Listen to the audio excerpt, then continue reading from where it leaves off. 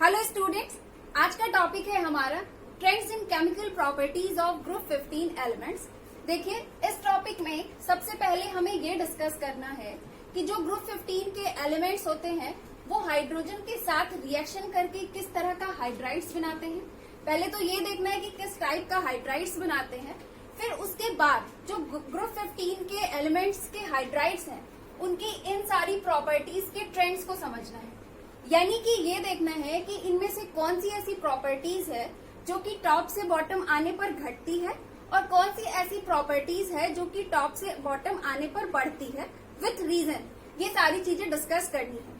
उसके बाद हमें ये देखना होगा कि जो ग्रुप 15 के एलिमेंट्स होते हैं वो ऑक्सीजन के साथ रिएक्शन करके किस टाइप का ऑक्साइड्स बनाते हैं और फिर उन सारे ऑक्साइड्स की भी प्रॉपर्टीज। इसी तरह से जो तीसरी प्रॉपर्टी है वो ये होगी कि जो आपके ग्रुप 15 के एलिमेंट्स हैं वो हैलोजन के साथ रिएक्शन करके किस टाइप का हैलाइड बनाते हैं। पहले तो हैलाइड का टाइप, फिर उसकी प्रॉपर्टीज। तो पहले हमारा ये तो क्लियर हो गया कि हमें इसमें कौन कौन सी केमिकल प्रॉपर्टीज को डिस्कस करना है और कैसे कैसे। अब हम लोग स्टार्ट करते हैं हमारे लेसन को। तो सबसे पहले बात करते हैं हम लोग कि किस टाइप का हाइड्राइड्स बनता है। देखिए, जो ग्रुप 15 के एलिमेंट्स होते हैं ये हाइड्रोजन के साथ रिएक्शन करके MH3 टाइप का हाइड्राइड बनाते हैं। For example NH3, PH3, ASH3, SbH3 और BiH3।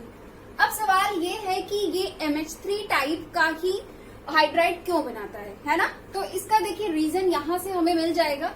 रीजन इस तरह से है कि जैसे कि हमें पता है कि ग्रुप 15 के एलिमेंट्स का जो electronic configuration, valence shell electronic configuration जो होता है वो आपका होता है NH2Np3। यानी कि इस फैमिली के एलिमेंट्स में टोटल 5 वैलेंस इलेक्ट्रॉन होते हैं, है ना। 2 यहाँ पे है, 3 यहाँ पे, आप देख सकते हैं टोटल 5 वैलेंस इलेक्ट्रॉन है। अब इसे ऑक्टेट कंप्लीट करने के लिए और कितने इलेक्ट्रॉन की नीड है? 3 इलेक्ट्रॉन की नीड है ना। 5 वैलेंस इलेक्ट्रॉन ऑलरेडी इसके पास है इसके वैलेंस सेल में, और 3 इलेक्ट्रॉन की नीड है इसे अपना ऑक्टेट कंप्लीट करने के लिए। तो ये करता क्या है, 3 हाइड्रोजन के साथ इलेक्ट्रॉन की शेयरिंग कर लेता है जिससे कि इसका ऑक्टेट कंप्लीट हो जाता है ना। 3 इलेक्ट्रॉन के साथ अगर ये शेयरिंग करके बॉन्ड बना ले तो क्या होगा, इसका ऑक्टेट कंप्लीट हो गया। अब हो गया इसके पास 8 इलेक्ट्रॉन, है ना। तो यही रीजन है कि ये क्या करता है, MH3 टाइप का हाइड्राइड बनाता है। अब ये तो बात हो गई इसके टाइप की। अब आ जाते हैं हम लोग इसकी प्रॉपर्टीज।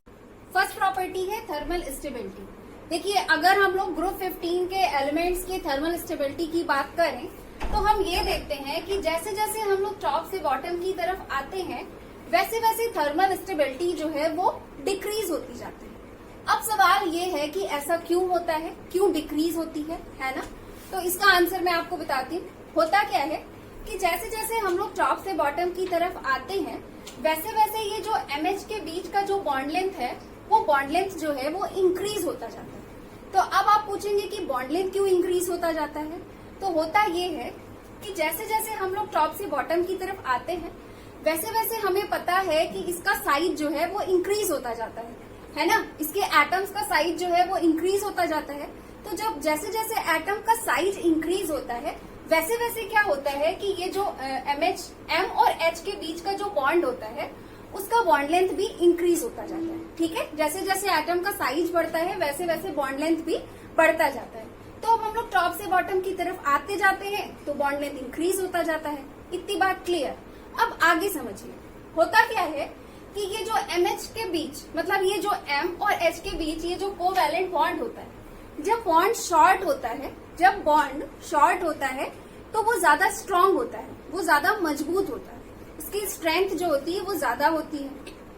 और जब ये बॉन्ड लॉन्ग होता है तो इसकी स्ट्रेंथ जो होती है वो कम होती है, यानी कि वो वीक बॉन्ड होता है। तो अब आगे की बात समझिए कि जब बॉन्ड शॉर्ट होगा तो वो स्ट्रांग होगा, तो स्ट्रांग बॉन्ड को ब्रेक करने के लिए तो हमें ज्यादा हीट की जरूरत पड़ेगी, है ना। और जब बॉन्ड लॉन्ग होगा और वो वीक होगा तो वीक बॉन्ड को ब्रेक करने के लिए हमें क्या करना पड़ेगा, लेस हीट की जरूरत पड़ेगी, है ना, कम हीट की जरूरत पड़ेगी, है ना। तो जैसा कि अभी हमने डिस्कस किया कि जैसे जैसे हम लोग टॉप से बॉटम की तरफ आ रहे हैं वैसे वैसे MH का बॉन्ड लेंथ जो है वो इंक्रीज कर रहा है। यानी कि जैसे जैसे हम लोग टॉप से बॉटम की तरफ आ रहे हैं MH बॉन्ड जो है वो वीक होता जा रहा है। अब जब बॉन्ड वीक होता जा रहा है तो उसे ब्रेक करने के लिए हमें लेस हीट रिक्वायर्ड होगी, लेस हीट प्रोवाइड करनी पड़ेगी, है ना, कम हीट देना पड़ेगा। तो यही रीजन है कि जैसे जैसे हम लोग टॉप से बॉटम की तरफ आते हैं वैसे वैसे थर्मल स्टेबिलिटी जो है वो डिक्रीज हो जाती है। ठीक है, अगर हमें कम शब्दों में बोलना हो तो हम क्या बोलेंगे, हम ये बोल सकते हैं कि जैसे जैसे हम लोग टॉप से बॉटम की तरफ आते हैं वैसे वैसे एमएच बॉन्ड लेंथ इंक्रीज होता है, यानी कि बॉन्ड वीक हो जाता है, इसलिए जो थर्मल स्टेबिलिटी है वो डिक्रीज हो जाती है ना। तो अब ओवरऑल ऑर्डर क्या हो जाएगा थर्मल स्टेबिलिटी का, सबसे ज्यादा स्टेबल होगा NH3, है ना, क्योंकि इसमें क्या है, MH के बीच का जो बॉन्ड है, जो कोवेलेंट बॉन्ड है वो स्ट्रांग है ना। और सबसे वीक, सबसे लेस स्टेबल कौन सा होगा आपका, BiH3, बिस्म्यूथिन। ठीक है, तो ये तो हमारी फर्स्ट प्रॉपर्टी हो गई। अब हम लोग बात करते हैं सेकेंड प्रॉपर्टी। नेक्स्ट प्रॉपर्टी है बेसिक कैरेक्टर।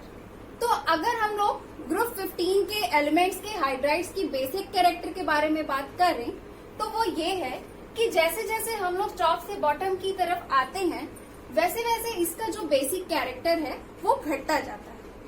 अब सवाल ये है कि इसका बेसिक कैरेक्टर टॉप से बॉटम आने पर घटता क्यों है ना।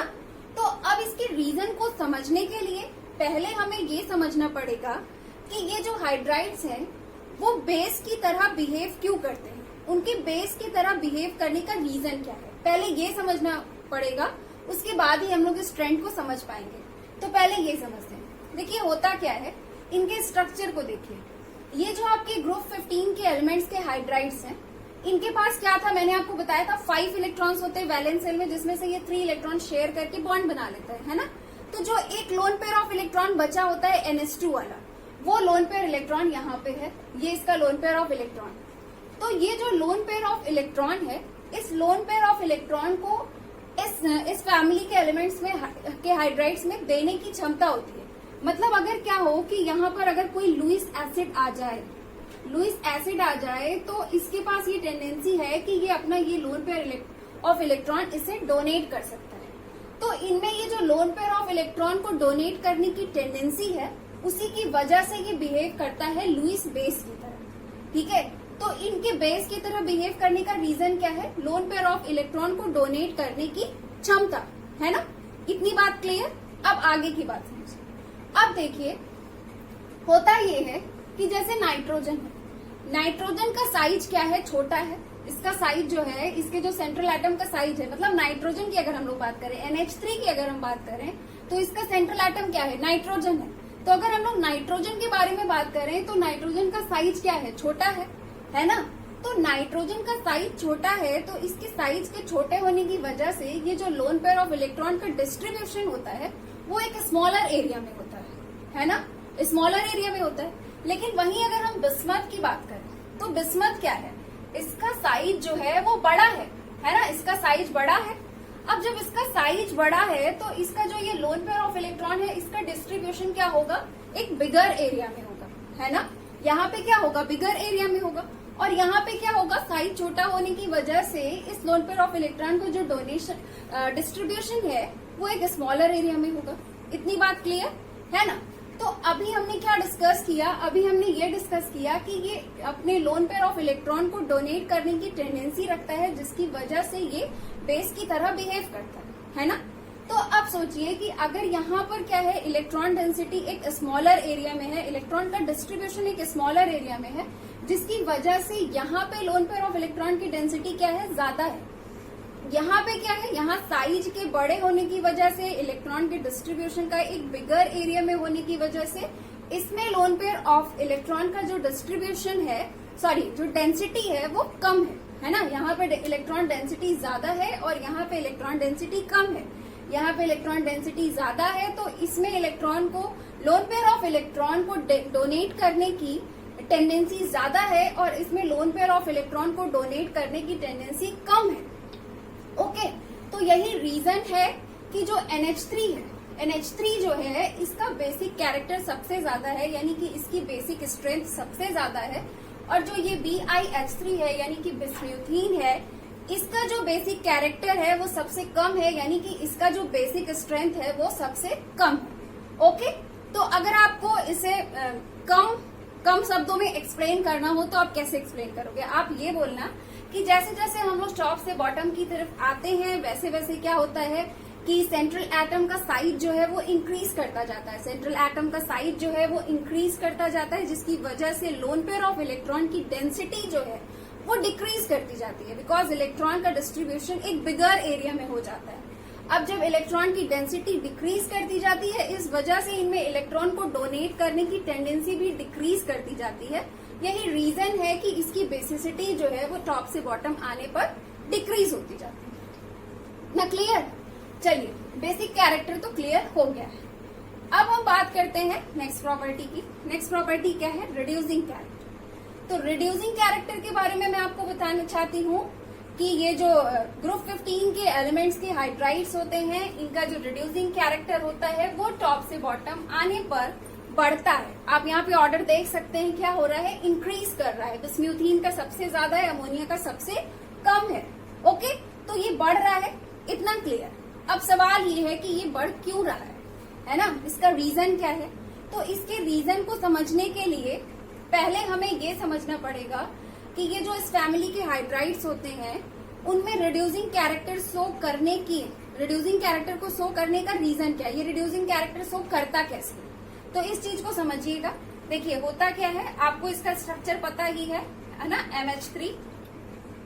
इस फैमिली के एलिमेंट्स के हाइड्राइड्स में इस हाइड्रोजन को क्या करते हैं? इस हाइड्रोजन को देने की क्षमता होती है, मतलब इस हाइड्रोजन को ये दे करके इसके सामने जो भी स्पीसीज है उसको ये रिड्यूस कर देता है। ठीक है, हाइड्रोजन को लूज करके, हाइड्रोजन को दे करके सामने जो स्पीसीज है जिसके साथ आप इसका रिएक्शन करा रहे हो उसको ये रिड्यूस कर देता है। उसी की वजह से हम इसे क्या बोलते हैं? रिड्यूसिंग एजेंट बोलते हैं। और इसके इस कैरेक्टरिस्टिक को, इस हाइड्रोजन को देने की इस कैरेक्टरिस्टिक्स को ही हम लोग इसका रिड्यूसिंग कैरेक्टर बोलते हैं। तो इसका मतलब ये है कि जो भी इस फैमिली में, जैसे इतने सारे मॉलिक्यूल्स हैं, है ना, मान लीजिए इतने सारे मॉलिक्यूल्स हैं, NH3 है, बिस्म्यूथीन है, इतने सारे हैं, तो जिनमें H को देने की क्षमता ज्यादा हो, जिनमें हाइड्रोजन को देने की क्षमता ज्यादा हो, उसका रिड्यूसिंग कैरेक्टर ज्यादा होगा, है ना। और जिसमें हाइड्रोजन को देने की क्षमता कम हो, उसका रिड्यूसिंग कैरेक्टर भी कम होगा, है ना। इतनी बात क्लियर? अब आगे की बात समझिए। अभी अभी हम लोगों ने जब थर्मल स्टेबिलिटी पढ़ा तो वहां पर हमने ये देखा कि जैसे जैसे हम लोग टॉप से बॉटम की तरफ आते हैं वैसे वैसे क्या होता है, MH का बॉन्ड लेंथ जो है वो बढ़ता जाता है ना। टॉप से बॉटम आने पर MH का बॉन्ड लेंथ जो है वो बढ़ता जाता है। तो इसका मतलब ये हुआ कि जो ऊपर के, ये जो ऊपर वाला मॉलिक्यूल्स है, इनका क्या है, इनमें MH का जो बॉन्ड लेंथ है वो क्या है? स्मॉलर है। और जो नीचे के मॉलिक्यूल्स है, ये जो नीचे वाले कंपाउंड्स हैं, उनका क्या है, उनमें क्या है, NH का बॉन्ड लेंथ जो है वो लॉन्ग है, मतलब बॉन्ड लेंथ ज्यादा है ना। तो यहाँ पे बॉन्ड लेंथ छोटा है, तो इसके लिए हाइड्रोजन को देना मुश्किल होगा। क्यों मुश्किल होगा? क्योंकि जो स्मॉलर बॉन्ड होता है, जहाँ पे बॉन्ड लेंथ जो होती छोटा होता है, वहां पे क्या होता है, वहां पे बॉन्ड को ब्रेक करना मुश्किल होता है ना। जैसे मैंने आपको बताया कि जब बॉन्ड लेंथ स्मॉलर होता है तो बॉन्ड की स्ट्रेंथ जो होती है वो ज्यादा होती है ना। तो यहाँ पे MH की बॉन्ड स्ट्रेंथ जो है वो ज्यादा है, उसकी थर्मल स्टेबिलिटी भी ज्यादा है, तो इसमें हाइड्रोजन को देने की क्षमता क्या है, कम है। जबकि यहाँ पे क्या है, जैसे जैसे आप टॉप से बॉटम की तरफ आ रहे हो वैसे वैसे क्या हो रहा है, वैसे जैसे जैसे साइज इंक्रीज कर रहा है वैसे वैसे MH का बॉन्ड लेंथ इंक्रीज कर रहा है, बॉन्ड वीक होता जा रहा है, थर्मल स्टेबिलिटी भी घटती जा रही है। इस वजह से हाइड्रोजन को देने की जो क्षमता है वो बढ़ती जा रही है ना। अब जब हाइड्रोजन को देने की क्षमता बढ़ती जाएगी तो रिड्यूसिंग कैरेक्टर क्या होगा, रिड्यूसिंग कैरेक्टर भी बढ़ता जाएगा, है ना। क्योंकि रिड्यूसिंग कैरेक्टर का मतलब क्या होता है, हाइड्रोजन को देने की क्षमता। हाइड्रोजन जब ये देगा तभी ये सामने वाली स्पीसीज जिसके साथ आप रिएक्शन कराओगे उसका ये रिडक्शन करेगा, है ना। तो आई थिंक आप लोगों को इसका रिड्यूसिंग कैरेक्टर भी क्लियर हो गया होगा। रिड्यूसिंग कैरेक्टर का भी बहुत ही सिंपल फंडा है। अगर आप चाहें तो इसे ये भी बोल सकते हैं कि जैसे जैसे हम लोग टॉप से बॉटम की तरफ आते हैं वैसे वैसे थर्मल स्टेबिलिटी जो है वो घटती है। थर्मल स्टेबिलिटी घटने की वजह से इसमें टॉप से बॉटम की तरफ हाइड्रोजन को देने की क्षमता बढ़ती है, इस वजह से रिड्यूसिंग कैरेक्टर जो है वो बढ़ता जाता है। तो ये भी क्लियर हो गया। अब हम लोग बात करते हैं नेक्स्ट प्रॉपर्टी। नेक्स्ट प्रॉपर्टी है tendency to form hydrogen bonding. तो इसमें मैं आपको ये बताना चाहती हूँ कि इस फैमिली के जो एलिमेंट्स के हाइड्राइड्स हैं उनमें से सिर्फ अमोनिया ही ऐसा है जिसमें कि हाइड्रोजन बॉन्डिंग करने की टेंडेंसी है। बाकी के जो हाइड्राइड्स हैं इनमें हाइड्रोजन बॉन्ड बनाने की टेंडेंसी नहीं है। अब सवाल ये है कि ऐसा क्यों है, इसमें क्यों एबिलिटी है हाइड्रोजन बॉन्डिंग बनाने की और बाकी में क्यों नहीं है ना। तो अब इसका आंसर समझते हैं। देखिए, अमोनिया का स्ट्रक्चर आपको पता है NH3, इतना स्ट्रक्चर यहाँ पर देखिए, ये क्या है आपका, इतना देखिएगा, ये क्या है आपका NH3 है ना, अमोनिया का एक मॉलिक्यूल है। इसको समझिए, आपको पता है कि नाइट्रोजन जो होता है उसकी इलेक्ट्रोनेगेटिविटी जो होती है वो काफी हाई होती है ना। हाई इलेक्ट्रोनेगेटिविटी की वजह से इसमें क्या है, इसमें इलेक्ट्रॉन अट्रैक्टिंग टेंडेंसी ज्यादा है, काफी ज्यादा है ना। तो नाइट्रोजन और हाइड्रोजन के बीच एक अच्छी खासी इलेक्ट्रोनेगेटिविटी डिफरेंस होती है ना। तो उसकी वजह से ये करता क्या है कि ये जो नाइट्रोजन और हाइड्रोजन के बीच आपका ये जो कोवैलेंट बॉन्ड मौजूद है, बॉन्ड के इलेक्ट्रॉन को ये अपनी तरफ खींचता है, अपनी तरफ अट्रैक्ट करता है ड्यू टू हायर इलेक्ट्रोनेगेटिविटी, ये इसको खींचता है। तो इलेक्ट्रॉन का फ्लो कहाँ है, बॉन्ड वाले जो इलेक्ट्रॉन्स है उसका फ्लो किसकी तरफ ज्यादा है, नाइट्रोजन की तरफ ज्यादा है, जिसकी वजह से क्या होता है कि नाइट्रोजन पे आ जाता है पार्शियल नेगेटिव चार्ज और हाइड्रोजन पे क्या आ जाता है, पार्शियल पॉजिटिव चार्ज, है ना। तो इसी तरह से क्या होता है, हाइड्रोजन के बाकी मॉलिक्यूल्स में भी रहेंगे, है ना। हाइड्रोजन के मॉलिक्यूल्स में क्या होता है कि बॉन्ड में पोलैरिटी आ जाती है। क्यों आ जाती है, नाइट्रोजन के हायर इलेक्ट्रोनेगेटिविटी की वजह से।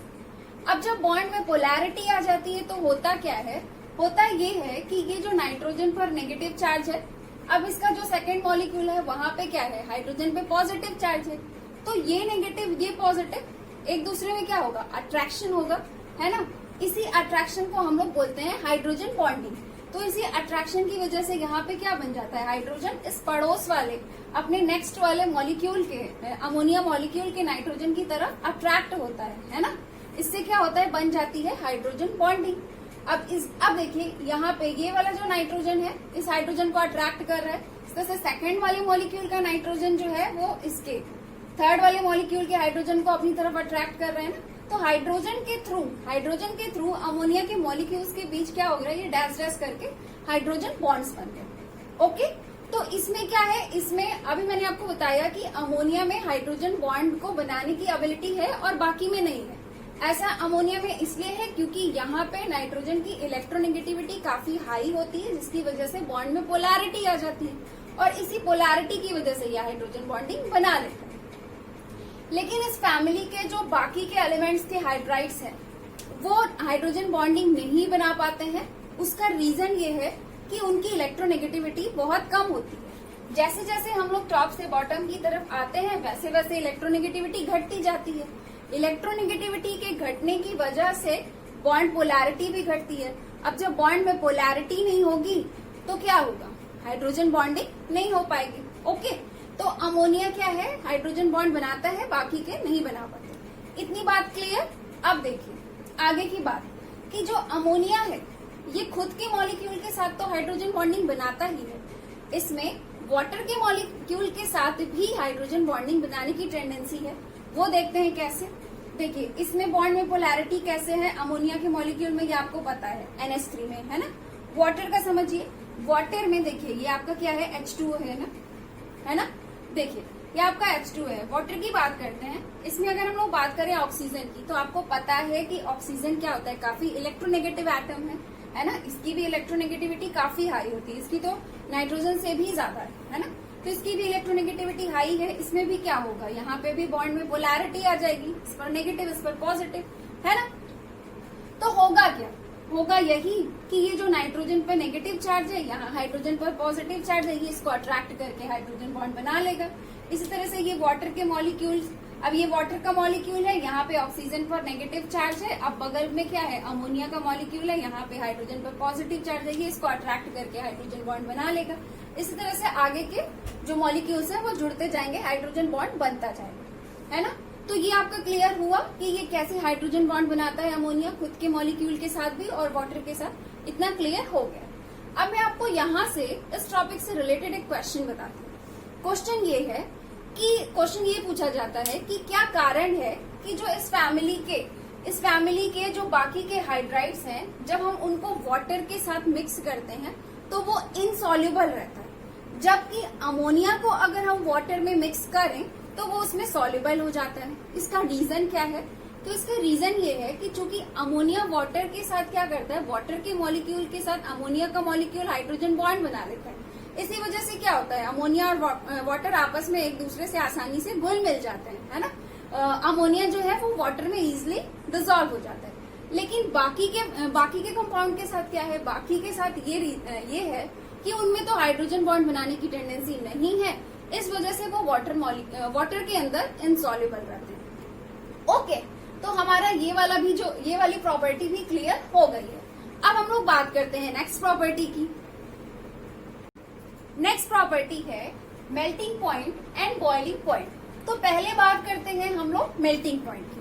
देखिए, अमोनिया को छोड़ दीजिए, पहले बाकी के मॉलिक्यूल्स की बात करते हैं। देखिए, होता क्या है कि जैसे जैसे हम लोग यहाँ पे फास्फीन से लेके बिस्मुथीन तक टॉप से बॉटम की तरफ आते हैं, वैसे वैसे हम ये देखते हैं कि जो मेल्टिंग पॉइंट है वो बढ़ता जाता है। आप देख सकते हो कि मेल्टिंग पॉइंट जो है वो कंटिन्यूअसली बढ़ रहा है। तो अब सवाल ये है कि मेल्टिंग पॉइंट बढ़ता क्यों है? तो होता क्या है कि जैसे जैसे हम लोग टॉप से बॉटम की तरफ आ रहे हैं, वैसे वैसे जो ये सेंट्रल एटम है, सेंट्रल एटम का साइज बढ़ रहा है ना। हमें पता है कि साइज इंक्रीज होता है, तो जब सेंट्रल एटम का साइज इंक्रीज हो रहा है तो मॉलिक्यूल का साइज भी इंक्रीज होगा, है ना। तो जैसे जैसे हम लोग टॉप से बॉटम की तरफ आ रहे हैं, वैसे वैसे मॉलिक्यूल का साइज जो है वो इंक्रीज करता है। और जैसे जैसे मॉलिक्यूल का साइज इंक्रीज करता है, वैसे वैसे मॉलिक्यूल्स के बीच जो इंटरमॉलिक्यूलर फोर्स काम कर रहा है, यानी कि जो वंडर वॉल फोर्स काम कर रहा है, उसका भी मैग्नीट्यूड और स्ट्रेंथ जो है वो बढ़ता जाता है। अब सोचिए कि यहाँ पर जो बॉटम्स के मॉलिक्यूल्स हैं, उनके मॉलिक्यूल्स के बीच काफी स्ट्रॉन्ग वंडर वॉल फोर्स काम कर रहा है ना। तो अब अगर आप क्या करोगे, अब अगर आप उसे मेल्ट करना चाहते हो, ये सॉलिड फॉर्म में अब उसे आप मेल्ट करना चाह रहे हो, तो वहां पे है क्या, वहां पे एक स्ट्रॉन्ग वंडर वॉल फोर्स काम कर रहा है ना। तो अब आपको, जब आप उसे मेल्ट करोगे तो आपको उस फोर्स को ब्रेक करना पड़ेगा। तो आप जैसे जैसे टॉप से बॉटम की तरफ आ रहे हो, वैसे वैसे फोर्स इंक्रीज हो रहा है, वैसे वैसे वंडरवॉल फोर्स इंक्रीज हो रहा है। तो उस वंडरवॉल फोर्स को आपको ब्रेक करने के लिए ज्यादा हीट प्रोवाइड करनी पड़ेगी। तो यही रीजन है कि जैसे जैसे हम लोग टॉप से बॉटम की तरफ आते हैं, मेल्टिंग पॉइंट जो है वो इंक्रीज करता है। ओके, अगर हम लोग कम शब्दों में बोले तो हम ये कह सकते हैं कि जैसे जैसे हम टॉप से बॉटम की तरफ आ रहे हैं, वैसे वैसे वंडरवॉल फोर्स इंक्रीज कर रहा है, इस वजह से मेल्टिंग पॉइंट भी इंक्रीज कर रहा है। चलिए, ये तो यहाँ से यहाँ तक की बात हो गई। अब बात करते हैं अमोनिया की, कि अमोनिया का इतना अधिक क्यों है। यहाँ पे तो मॉलिक्यूल का साइज भी छोटा है, फिर यहाँ पे क्यों इतना ज्यादा है मेल्टिंग पॉइंट? तो इसका रीजन है हाइड्रोजन बॉन्डिंग। जस्ट अभी हम लोगों ने देखा कि जो अमोनिया के मॉलिक्यूल्स होते हैं, ये आपस में हाइड्रोजन बॉन्डिंग के थ्रू कैसे बंधे रहते हैं, है ना। तो हाइड्रोजन बॉन्ड जो होते हैं, वो भी हाइड्रोजन बॉन्डिंग भी क्या होती है, स्ट्रॉन्ग बॉन्डिंग होती है ना। तो उसे ब्रेक करने के लिए ज्यादा हीट की जरूरत पड़ती है। तो यही रीजन है कि जो अमोनिया है, इसका मेल्टिंग पॉइंट जो है वो इतना हाई, बाकियों से इतना हाई। चलिए, ये तो बात हो गई मेल्टिंग पॉइंट की। अब हम लोग बॉइलिंग पॉइंट की बात कर लेते हैं। तो ठीक इसी तरह से अमोनिया को छोड़ दीजिए, बाकी का समझिए। जैसे जैसे आप टॉप से बॉटम की तरफ आते हैं, फ्रॉम फास्फीन टू बिस्मुथीन, आप देख सकते हैं कि बॉइलिंग पॉइंट जो है वो इंक्रीज होता जा रहा है। बॉइलिंग पॉइंट के इंक्रीज होने का रीजन है आपका वंडर वॉल फोर्स। जैसे जैसे आप टॉप से बॉटम की तरफ आ रहे हो, मॉलिक्यूल का साइज इंक्रीज हो रहा है, तो मॉलिक्यूल्स के बीच लगने वाला वंडर वॉल फोर्स का मैग्नीट्यूड और उसका स्ट्रेंथ भी इंक्रीज हो रहा है। तो अब हमें उस वंडर वॉल को फोर्स को ब्रेक करने के लिए ज्यादा हीट की जरूरत है। इसी वजह से जैसे जैसे हम लोग टॉप से बॉटम की तरफ आ रहे हैं, वैसे वैसे बॉइलिंग पॉइंट जो है वो इंक्रीज कर रहा है। अब अगर हम लोग बात अमोनिया की करें, तो अमोनिया का इन दोनों के कंपेयर में इतना हाई क्यों है? तो इसका रीजन है हाइड्रोजन बॉन्डिंग। अमोनिया के मॉलिक्यूल्स आपस में हाइड्रोजन बॉन्डिंग के थ्रू जुड़े होते हैं, तो इसलिए हमें क्या करना पड़ता है, इसे बॉईल करने के लिए, जब हम इसे बॉईल करेंगे तो हमें हाइड्रोजन बॉन्ड्स को ब्रेक करना पड़ेगा, है ना। अब इसी वजह से उस हाइड्रोजन बॉन्ड को ब्रेक करना पड़ेगा। तो वो क्या होता है, स्ट्रांग है काफी, मतलब एक तरह से देखा जाए तो काफी स्ट्रांग बॉन्ड है ना। As compare to van der Waals force, hydrogen bond strong bonding होती है, तो उसको ब्रेक करने के लिए हमें ज्यादा हीट की जरूरत पड़ती है। तो यही रीजन है कि अमोनिया का जो बॉइलिंग पॉइंट है वो इतना अधिक है। तो यहाँ पे हमारा melting point and boiling point ये लास्ट प्रॉपर्टी भी कंप्लीट हो गया है। अब हम लोग मिलेंगे नेक्स्ट लेक्चर में। Have a nice day. Thank you so much.